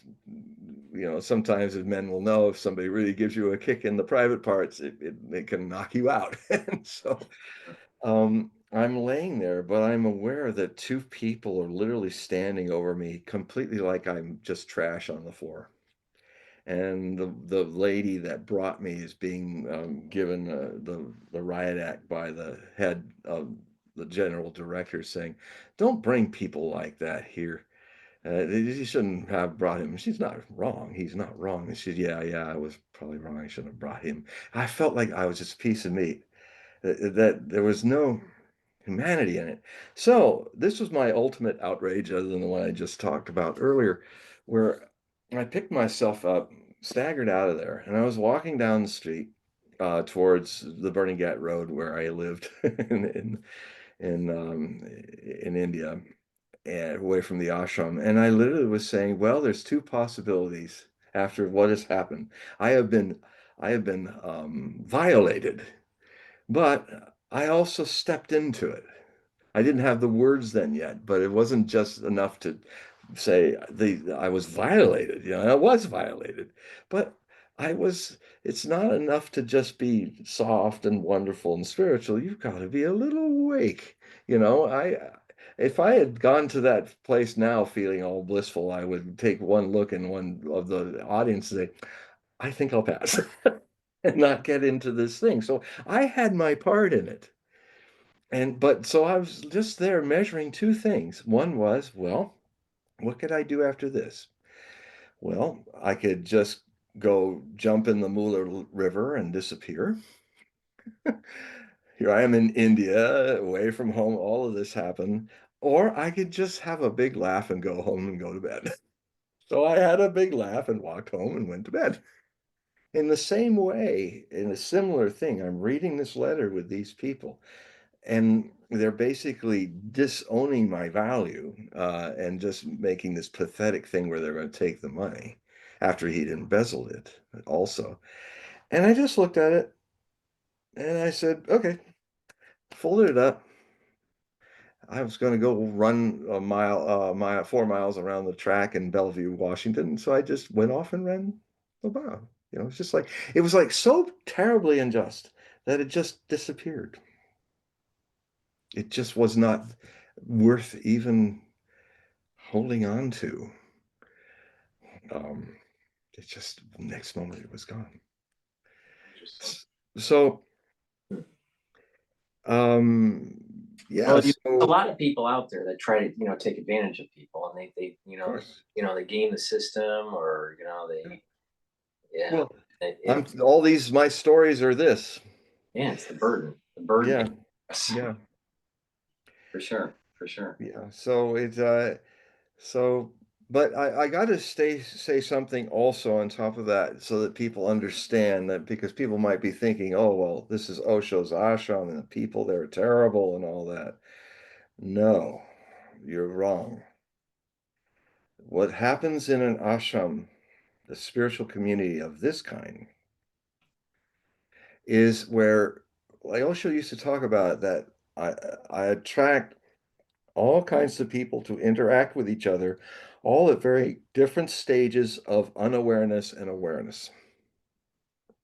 And it's important in such a community. It's not just a community that you create to live in, it's a community where constantly you're being um, triggered and exposed to your conditioning. Now, Osho used to say, if you have a problem with somebody, don't shriek at each other, and go count to 10. Don't talk about it, tell go in cathartic, go do dynamic meditation and throw it all out, but never dump it on other people. Because what if you're going to dump your stuff on other people, they're not going to behave like Buddhas and and not dump back, and it just creates more negativity. It was a big thing that a lot of sannyasins never got, and disciples of Osho and the Sangha in our community, is that always, you must let it out, by the way. You must have a space where you can throw all this shit out. Um, but it should be done in private or done in a group where everybody's in their space, in the dynamic meditation, doing that, which we did every morning. And, that was a meditation that would start at 6. And you would start with irregular hyperventilation breathing to this music, bongo music. And what it would do is it would build up all this energy in your hara, in your belly, your life force area. And then the second 10 minutes would be this wild, amazing music, which you could just carry off, and it's catharsis. All that energy, you can laugh, scream, cry, roll on the floor, beat a pillow, whatever. You don't hurt anybody else, but in your own space, you're totally permitted to get as mad as you want to be, and as sad as you want to be, or as outrageously hilarious as you want to be. And that's very, very important in the spiritual surgery, for people to have a place to let it all out, because, society keeps it all in. And I tell you, it's why, if everybody did dynamic meditation for 21 days all over the planet, wars would cease to happen. Because wars happen because people aren't allowed to be like a child and be really angry and stuff. He was, no, no, son, don't do that. It's bad. And then not given the space to let that all go out. Um, and so many diseases and problems in the world, if people did dynamic meditation, would disappear, because these energies need expression. You just don't need to hurt others by expressing it. You can beat a pillow. I used to do the anger meditation all the time, when I beat a pillow. And Osho used to say, you know, at first you're going to feel really silly because you're not feeling angry, but just go through the act. Just keep beating one pillow with another pillow, and just wait. It'll be just wait. And then what happened was, as I'm beating, I'm feeling like a real idiot. I'm going, when I'm not feeling angry or anything. And suddenly, one beat, and then the next beat, there was this huge fire in my belly. And suddenly I was going, ah. So it's there, and it needs expression. And when it's expressed, um, it it helps you to relax into your being, into your and forgive yourself and all that. It's That's at least my experience. So the situation that happened to me on French night was was as much my doing as it was theirs. And it is. I will speak more. I'm sure that's shocking a lot of people out there, but it's we'll talk more about this, or if you read my blogs and things, I will express more about these things. Well, let me just remind the audience that I have the link for John's website in the description box. So please click the link and it'll take you to his website. Get his periodical and his readings. he does the card draw that you just saw. But I think we've all kind of like learned a little bit of this process, the death process, I guess. Mm, Everyone has to go through something similar mm. sometime in their life. I'm in a really strange space. I don't know. We have, Don didn't ask to get the mic. I don't know if Don wants to say anything. I did miss one question, and that individual left the X Spaces. But if anyone has a question, please join X Spaces or type your question in the chat, and I'll ask John. But as we're waiting for someone to ask a question, John, do you want to go over what a periodical is and what you do with the readings? Yeah, I have well, I'm first off an author of 52 books and 22 languages and on prophetic traditions of the world. And if you go to my Amazon page and just click on the author link, you'll get to see a lot of them there. And I also have written thousands of essays and I've done a lot of media um, all across 4 continents. Probably the most media of any prophecy specialist in history, I'm surprised to say. Um, and talk to hundreds of millions of people in different media levels. But what I also have is a Hogue Prophecy Report. That is a PDF file that I send by via your email after you purchase a 1 year $60 or do an automatic payment for $5 a month. It's still 60, but for those who just want a more easy currency flow and not all at once, you have both options. And you can also send it as a snail mail to me. And all the information is there at hogueprophecy.com. That's where I have the free samples. I have a new, fresh Hogue Prophecy Bulletin of 7 articles that has one complete article and excerpts of the other 6 at hogueprophecy.com. It's HOGUEPROPHECY.com. And the so that then I also do readings. This was an unusual situation doing a reading in the show here, but what I do is one-on-one readings with you. They can last up to 2 hours. And so if you're interested in that, go to hogueprophecy.com and you'll see at the very top uh, in red readings with John Hogue. And then click on that link, that email link, and put in the subject line Hogue reading or reading. And in all the thousands of emails I get every day, I will see those. And then I will get immediately back to you as soon as I see it. And I will give you the information. I mean, as you see, one thing we start with in the reading is using an astro.com a free copy of your astrology, either as a birth astrology chart or as a composite. I mean, not a composite, but a transit chart. And so we look at the Kelly Blue Book of your body, mind, vehicle, its strengths, its weaknesses, its potential way it will drive down the road of your life. And then we go deeper with the cards.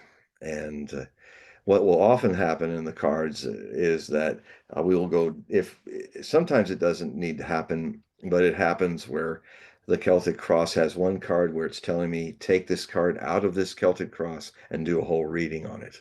And it has this process that, if it's necessary, goes very, very deep using the cards. It's quite remarkable. I've never understood how this mystery works with cards just starting to do what they do.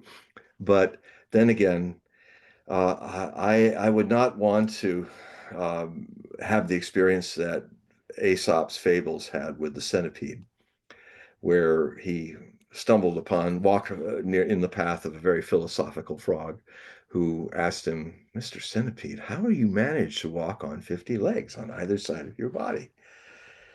You know what? I've never thought of that. Oh, let's see. First leg, and he fell over. And he couldn't get up. And the frog says, "So you frog, you've ruined my life. Now I'll always be thinking about it." And I'm supposed to just do it, not think about it. And the frog said, "Well, I can't do anything. I'm just a poor frog. I just asked the question." And finally, what happened is the centipede was so embarrassed that the centipede ran home, got up and ran home. See, he forgot about all that. A lot of things are it's like Yoda says, don't try, do or do not. There is no try. Anyway, The Amber had a question. She asked a question before, but this is an interesting question. I'd like to get your perspective on this. John, do you believe you can see your own death or others and prevent that from happening? or others, I Wait, don't quite understand this. John, do you believe you can see your own death or others and prevent that from happening? So could you see your own death or You other can see individuals, your own death. and You should can you or can you prevent it from happening? you can see your own death. You can see the death of others happening, but don't go Darth Plagueis on us. In the Star Wars thing, you remember the scene where Anakin is with Palpatine, and oh, there was Darth Plagueis. He had many great powers, including the ability to prevent people from dying. Death is a part of life. You cannot be alive without it. So you can help, you can illuminate, but you cannot barge in and make things happen. Otherwise, you end up like Anakin and Darth Vader. It's not a it's I mean the Amber's question is really open-ended. I mean, certainly you can prevent people from dying if you eat well and do things that help your body and your soul and your awareness, your mentality be okay. You can you can see a danger of death, but one thing my teacher cautioned me, Osho, who initiated me into this work, is that never one of the biggest ego trips of people in prophecy is, well, some guy will come up and I actually saw this happen. The guy was really talented, but he was in his ego about it. So, and he come up to this person and said, "You're gonna die in a year." And I was aware quietly in my own feeling that that person was going to die in a year, but that's not what you never say this will happen. It's always possible. Things can change in the moment. Decisions can change things. Uh, the future is not written in stone. Only egos try to turn it into stone. So, so be available, um, but only if people are open to you. Don't like walk up and force yourself upon them, even if you think it's for their own good. From a medical standpoint, you look at probabilities of patients. They have a certain disease state or a certain lifestyle, and the probability of a certain path that they may Mm. go down. So if you catch the disease, let's say heart disease, and early, you can push them towards a healthier lifestyle and therefore reduce the chances of some sort of cardiac issue. So you can prevent potentially the death of an individual in that case. Yeah. But if you, what I have experienced with this, when it's like a dream or a premonition, you can't stop it. Yeah. It's as if it is. This is a very deep subject here. We definitely don't have the time to really dive into it. But the thing is that how much of life is our will, Mm. really our will, free will, versus it's already preordained, but we think it's free will. So there's this, if the Godhead looks at the loaf of time, right?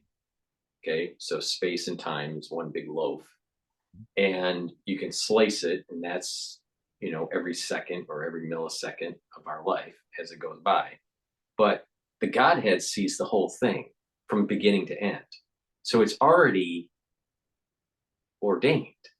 But yet, at the individual slice in a four-dimensional creature like us, we're three spatial dimensions of time.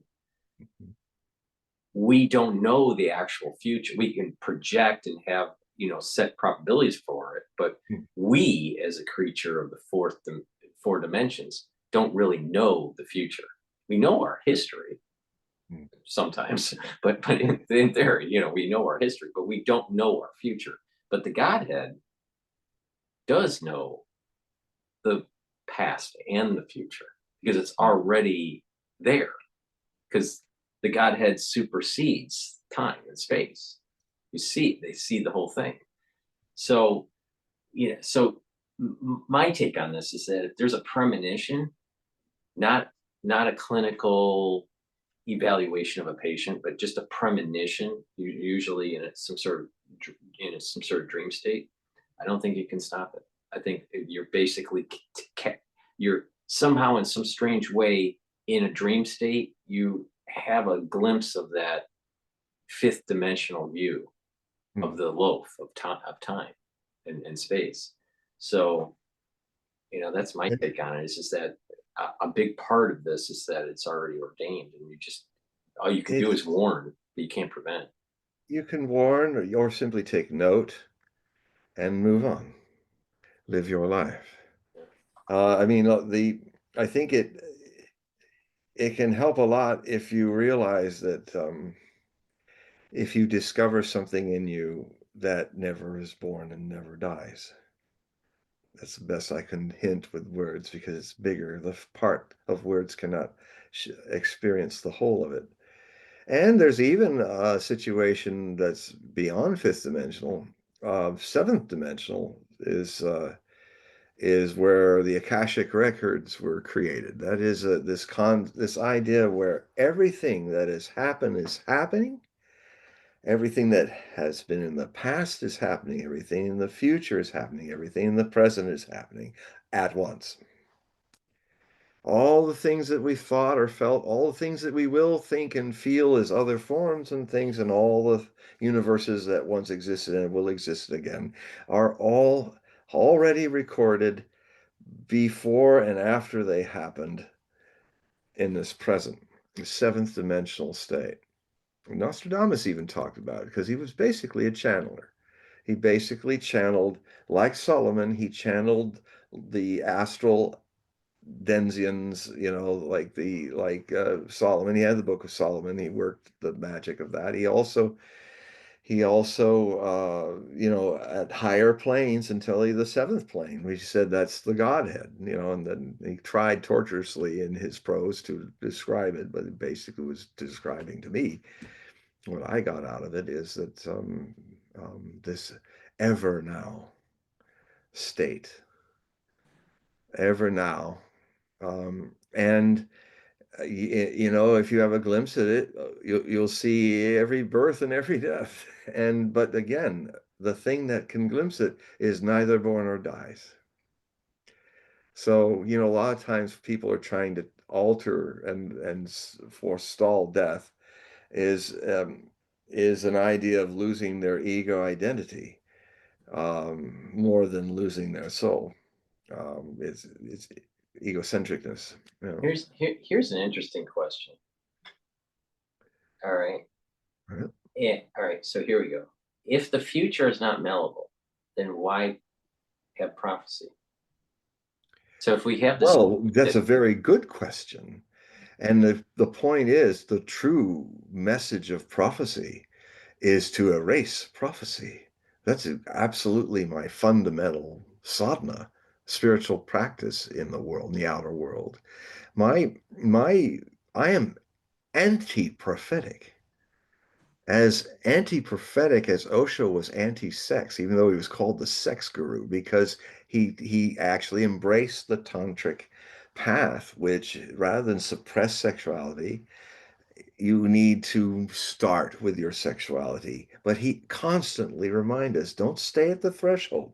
Don't use this as an excuse to stay in sex. From sex to super consciousness. And he used to say, because in India he got a lot of hell from it, from brahmacharyas and Brahmins and all, when he started to even mention the word sex in the 1960s. It shocked Indian society. He had 50,000 people coming in Bombay to hear his series From Sex to Super Consciousness, but it always led from let's just admit it, we got to start with our life force that creates life, that's sexuality. It can also create art, it can create other things, and then you move into super consciousness, which um, it's so in my own that's a tantric way, and what I'm doing is a tantric way too with the future. I don't suppress your interest in the future. I don't suppress my own interest in the future. Because in one way, the future that we're seeing is a projection of the past. We keep projecting the past into our future and calling it the future. Otherwise, why is it that it repeats so much? You change the names of your religions, the costumes you wear, everything keeps changing. But the lesson I've learned from history is that the past is trying so hard to project itself on the empty possibility screen of the future. And the only way you can really experience the future is when you live completely in this moment. Then it's constantly coming in as a new possibility. And it gives you then an ability to live with the intelligence of spontaneity without thinking or controlling. You just do what must be done in that moment. Uh, the so my work is to absolutely destroy this in people. My work is to, as an anti-futurist, is to take you like the tantric path completely into your interest of the future. Because if you go deep into it, you'll discover it's the past being repeated.